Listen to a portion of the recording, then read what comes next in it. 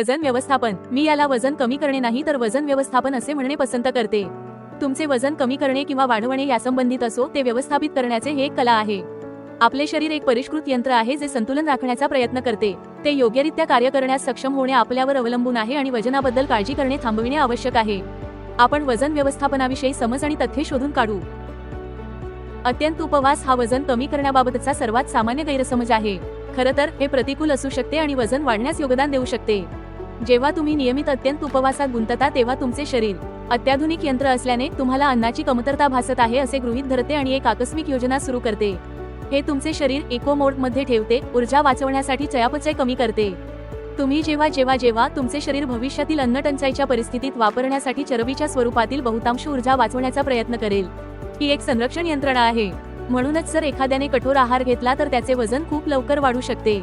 अत्यंत उपवास टाळा.